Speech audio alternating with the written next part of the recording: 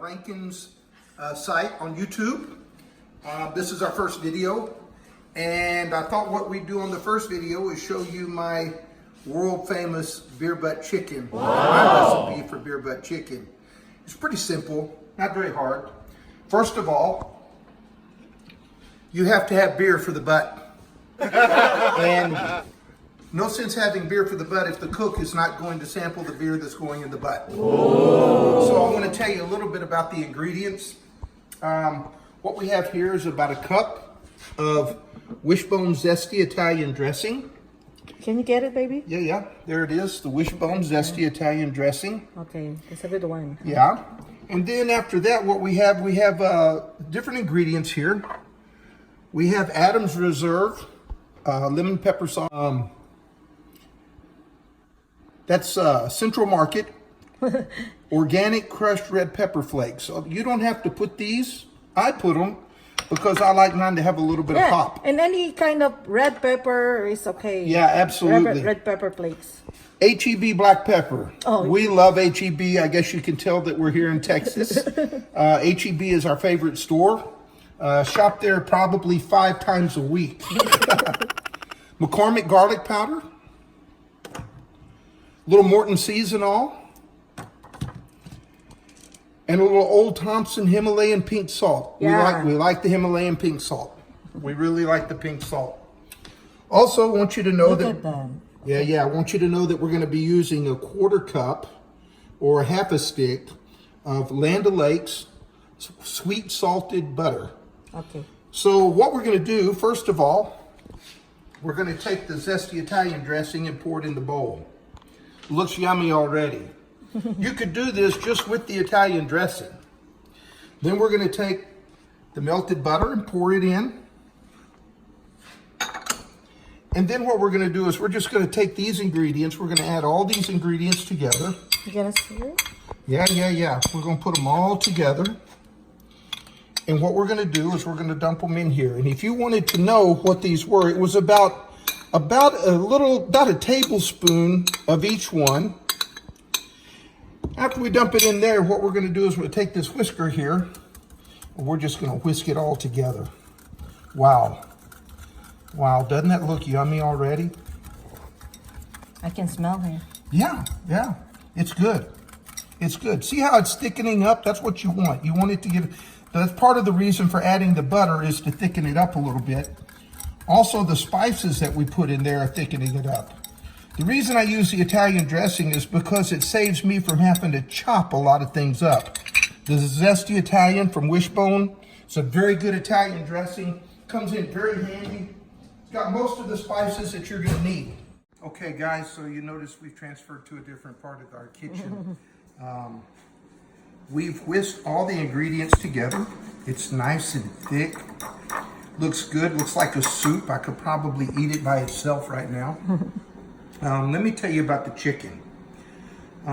What I do with the chicken when I prepare it, every time I get a chicken, I take it out of the bag and I rinse it with water just to kind of remove anything that might be on the surface. And then I blot dry it with a paper towel to kind of dry off the outside. The way we're going to apply this today is I'm going to take this spoon and I'm going to dip it in here and I'm going to pour it on top, and then I'm going to take this brush and I'm going to brush it in.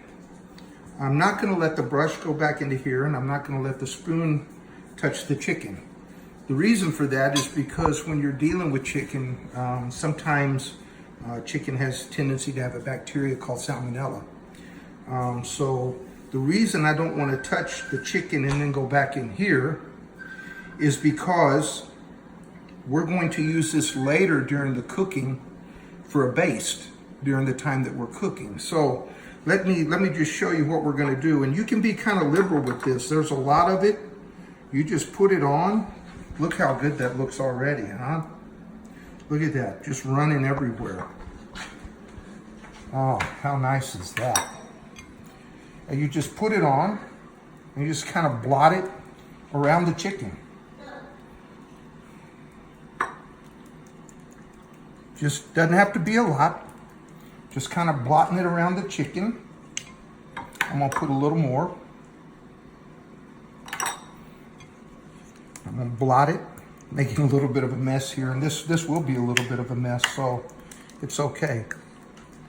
So once you kind of blot it all in, get your spices there, you're going to want to take and turn the chicken over, and you're going to do the same thing to this side. Just pour it on, just liberally. To me, you can't get too much of this, because when this thing is cooking up outside, man, it smells so good. It smells so good. Sorry, I did touch the chicken a little bit with the spoon, so I'm not going to put it back in. But I'm going to use what I have here to just coat this chicken up. You want another spoon? No, I'm good, babe. I don't need any more on here. I think we've got plenty.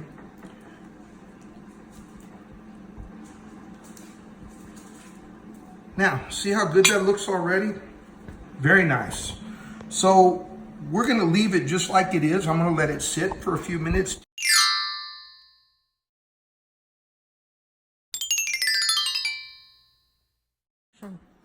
Okay, guys, we're getting ready to put it on the grill. So what I'm going to do is I'm going to take this beer can and I'm going to open it. Try not to drink it. And I'm going to remove the tab from the top. Then I'm going to place it in this beer butt chicken holder. You can get these at any store, cooking store. We got this one at H-E-B. I'm also going to use my seasoned cast iron skillet. To me, there's nothing better to cook in than a good seasoned cast iron skillet. So what I'm going to do is I'm going to take this chicken that we basted, that we've got prepared.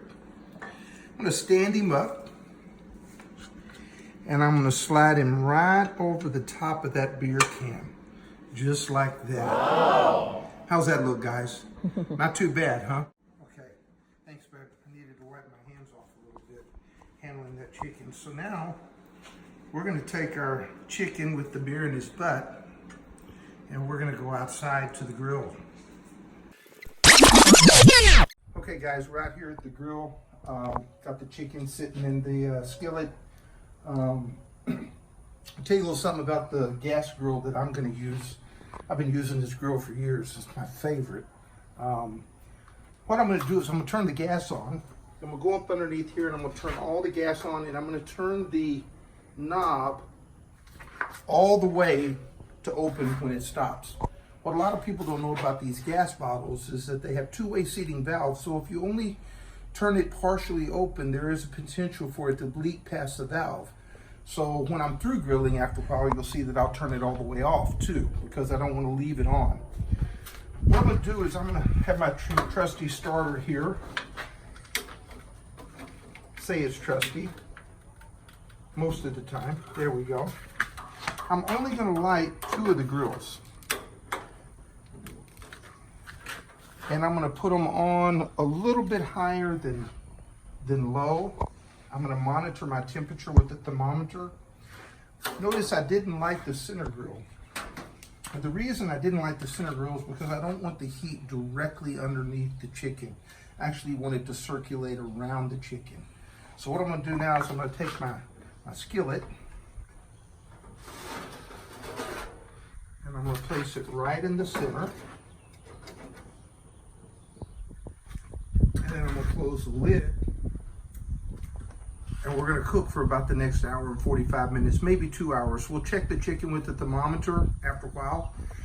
But about every 20 minutes, I'm going to come out here and I'm going to put a little bit of baste on it, the baste that's still left. So you guys just hang out, and the first time I come out and baste, I'll bring you with me and you can see what we're doing.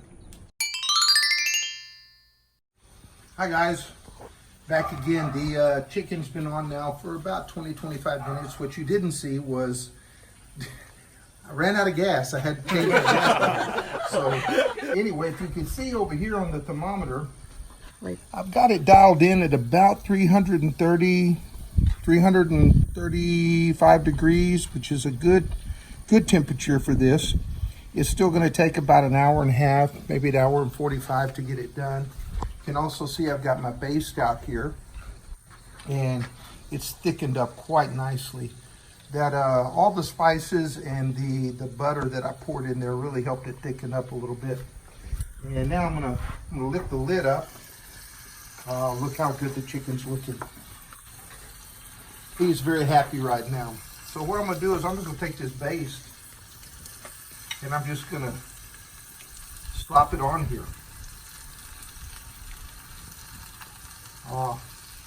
Maybe get a picture of the pan down here. It's really cooking up nicely, very nicely. The reason that we use the reason I like to use the skillet under here is because during the cooking process, it doesn't allow for flare-ups. You know, when you're cooking chicken a lot of times, and especially when you're using butter in an oil-based baste, you can get some pretty bad flare-ups, and then your chicken burns. So there we go. It's all basted up now. Gonna close the lid back down. Let him cook some more. Now here's what you need to really know. This is what the cook does. This is the best part of beer butt chicken. It takes a long time, so the cook can sit out and have a couple of the beers that went in the butt. So guys, the secret of the beer butt chicken is that it takes a little while to cook. It's going to steam out on the inside. It's going to be really juicy and moisty. But the best part is, while the cook is waiting, he gets to drink some of the beer that went in the butt.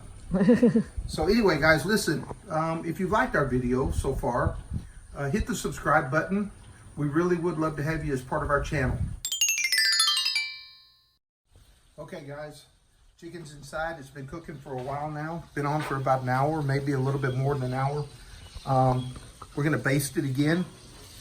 I'll lift the lid now so you can see the chicken's getting a little bit dark on this side right here. Part of the reason for that is because my fire on my grill is a little bit hotter on this side than it is on this side. Been cooking on this grill for many years, so I understand this a little hotter here. So what I'm gonna do is I'm actually gonna turn the pan.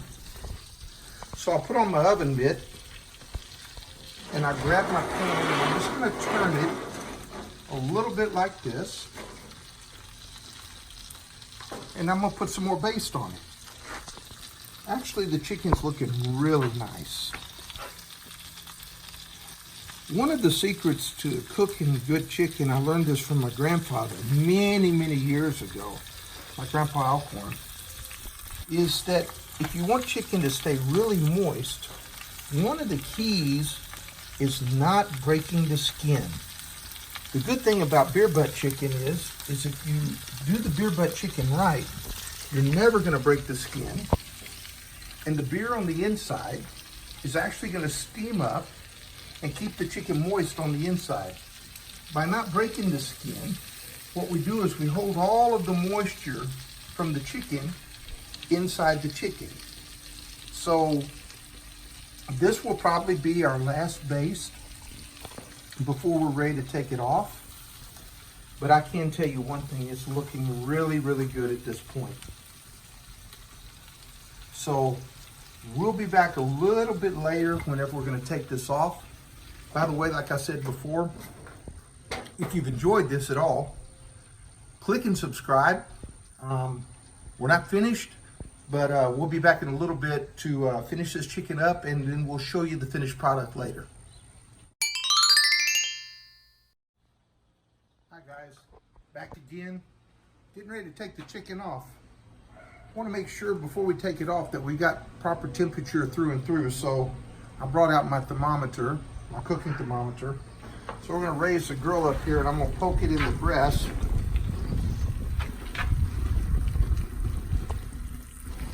We're good. Should be somewhere around 160 to 165 degrees.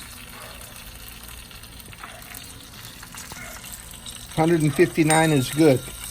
There we are, 164, 163. The thermometer is picking up a little bit of external temperature. So what I'm going to do, I'm going to cut all the fires off, reach down and completely close off the valve on my gas tank.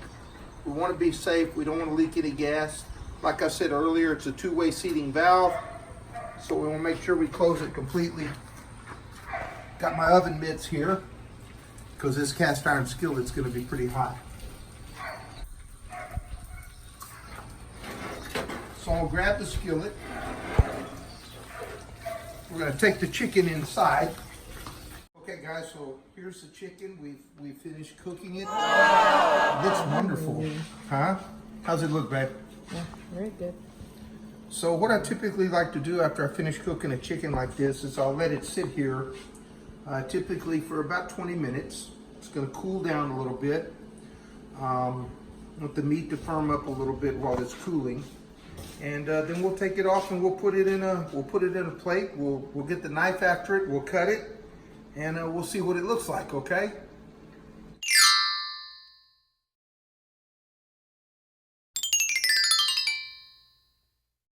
Okay guys, we're ready to take it off. It's been sitting here for about 20 minutes. It's cooled down pretty good. What I'm gonna do is I'm gonna take this paper down and a towel and I'm gonna hold down this, this rack. And then I'm gonna stick a fork in the breast. And I'm gonna pull it up. Look at that. Wow. Looks really nice. What I want to show you here though is I want to cut a little bit into the breast.